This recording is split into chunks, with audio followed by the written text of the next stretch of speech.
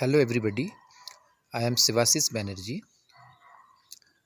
आज हम डिस्कस करेंगे इकोनॉमिक सिस्टम के बारे में, जो कि इंडियन इकोनॉमिक 1950-1990 चैप्टर का ही एक पार्ट है। इकोनॉमिक सिस्टम का मतलब होता है कि इकोनॉमी को रन करने के लिए कुछ मेथड्स को यूज़ किया जाता है कि किस प्रकार से प्रोडक्शन को करना है, और जो फैक्टर्स ऑफ प्रोडक्शन है उसका ओनरशिप किसके पास रहेगा। इस टाइप के जो भी डिसीज़न लिए जाते हैं उसके अकॉर्डिंगली उसको ओवरऑल जो सिस्टम होता है उसको हम बोलते हैं इकोनॉमिक सिस्टम। तो basically there are three types of economic system, such as number 1 capitalist economic system, number 2 socialist economic system, number 3 mixed economic system. Number 1 capitalist economic system. It is that economic system in which most of the productive activities are done by the private sector for profit motive. The examples are USA, Japan etc. तो इसमें क्या होता है, इन countries में ज़्यादातर जो productive units होती है, इंडस्ट्रीज़ होती हैं, सर्विसेज होती हैं, वो प्राइवेट सेक्टर के द्वारा रन किया जाता है। जैसे कि अमेरिका में मैक्सिमम जो बैंक्स हैं वो प्राइवेट सेक्टर के द्वारा ऑपरेट किए जाते हैं। टेलीकॉम कंपनीज़ भी प्राइवेट सेक्टर के द्वारा ऑपरेट किए जाते हैं। इसलिए क्या है, अमेरिका में जो है उसमें क्या है, प्राइवेट सेक्टर का डोमिनेंस है और इसीलिए उसको कैपिटलिस्ट इकोनॉमी कहते हैं। और इनका जो मेन मोटिव होता है वो होता है कि मैक्सिमाइज प्रॉफिट, जो कि बिज़नेस का सबसे मेन मोटिव होता है, क्योंकि प्राइवेट इंटरप्राइज जो होती है बिजनेस करने के लिए आती हैं और वो प्रॉफिट को ही ज़्यादा इम्पोर्टेंस देती हैं। अब इनमें क्या होता है कि मैक्सिमम जो इकोनॉमिक डिसीजंस होते हैं वो मार्केट फोर्सेस के द्वारा लिए जाते हैं, जिनके बारे में हम ऑलरेडी पढ़ चुके हैं माइक्रो इकोनॉमिक्स में, such as demand and supply. तो इसके अकॉर्डिंग ही क्या होता है कि रिसोर्स एलोकेट होते हैं और प्रोडक्टिव एक्टिविटीज़ की जाती हैं, और इसके अकॉर्डिंगली ही जो इंडस्ट्रियलिस्ट होते हैं वो डिसाइड करते हैं कि कितना प्रोडक्शन करना है और उसको किस प्रकार से प्रॉफिट को मैक्सिमाइज़ करना है। Second number is socialist economy. In that type of economic system, most of the economic activities and productive activities are done by the government sector or the public sector. For example, China, Cuba, etc. The main motive of socialist economic system is social welfare. अब इन countries में क्या है कि जो भी productive sectors होते हैं उनको बेसिकली गवर्नमेंट के द्वारा खुद ही कंट्रोल किया जाता है। जैसे चाइना वगैरह में क्या होता है कि इवन लैंड्स भी गवर्नमेंट के कंट्रोल में ही रहती हैं, उसको बस किसानों को सिर्फ खेती करने के लिए दिया जाता है, लेकिन जो ओनरशिप होता है वो अल्टीमेटली गवर्नमेंट के पास ही होता है।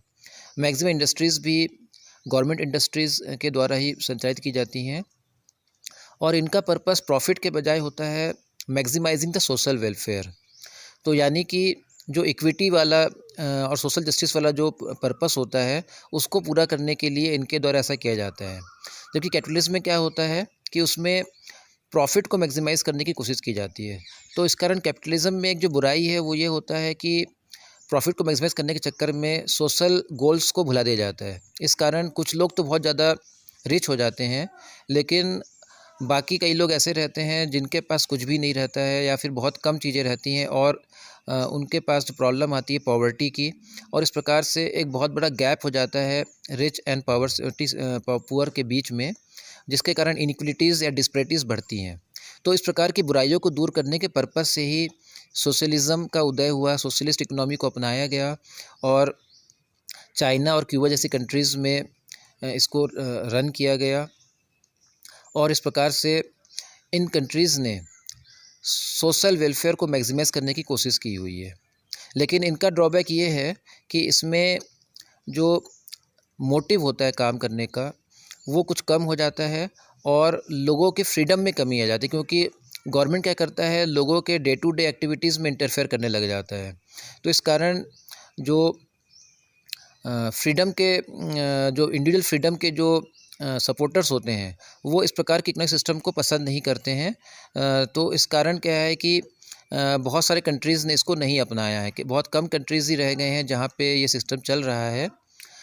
Now third is mixed economic system. In that economic system there is a coexistence of private sector and public sector.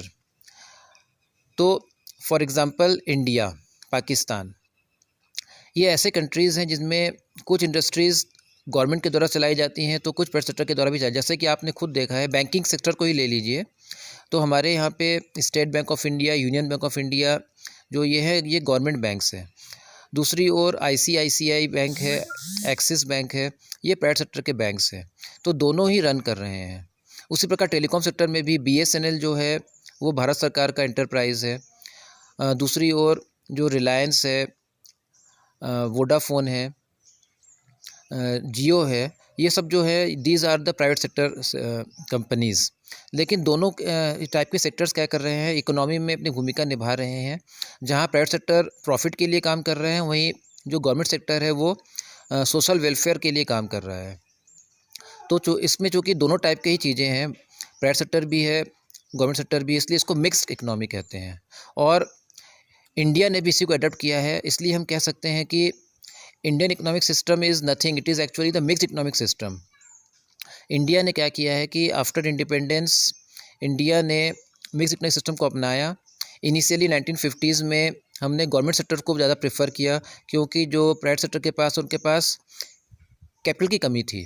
इस कारण क्या हुआ, जो लार्ज स्केल इंडस्ट्रीज़ हैं, जो स्टील प्लांट वगैरह जो है, जैसे कि दुर्गापुर में, फिर भिलाई में, बोकारो में जो ओपन किए गए, वो गवर्नमेंट सेक्टर के अंडर में ही ओपन किए गए। इलेक्ट्रिसिटी का भी ज़्यादातर जनरेशन गवर्नमेंट सेक्टर के अंडर में ही किया जाने लगा। लेकिन हाल के दिनों में कुछ जगह पे क्या हुआ है कि प्राइवेट सेक्टर को भी रोल किया, जैसे कि बॉम्बे में जो इलेक्ट्रिसिटी का जनरेशन और डिस्ट्रीब्यूशन का जो काम है वो रिलायंस कंपनी के द्वारा किया जाने लगा है। तो इस प्रकार से इस सिस्टम में फ़ायदा ये होता है कि अकॉर्डिंग टू द सिचुएशन हम कुछ चीज़ों को चेंज भी कर सकते हैं।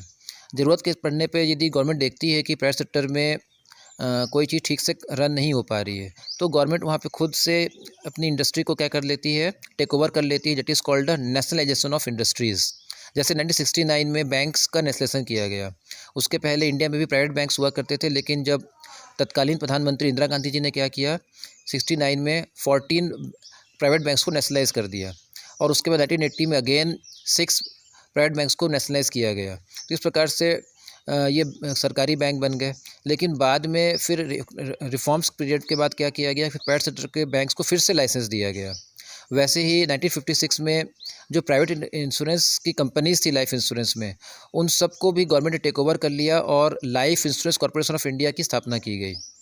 आजकल हालांकि लाइफ इंश्योरेंस के सेक्टर में भी दूसरी प्राइवेट कंपनी भी काम कर रही है एलआईसी के साथ साथ, जैसे कि Kotak Mahindra, Birla sunrise, ICICI prudential etcetera etcetera. तो मिक्स इकोनॉमिक सिस्टम का मतलब ही होता है कि ऐसा सिस्टम जिसमें प्राइवेट सेक्टर भी रोल प्ले करता है और गवर्नमेंट सेक्टर भी रोल प्ले करता है, लेकिन दोनों के मोटिव्स थोड़े से डिफरेंट हो सकते हैं। जहां गवर्नमेंट सेक्टर सोशल वेलफेयर के लिए काम करता है, वहीं जो प्राइवेट सेक्टर होता है वो बेसिकली प्रॉफिट के लिए काम करता है।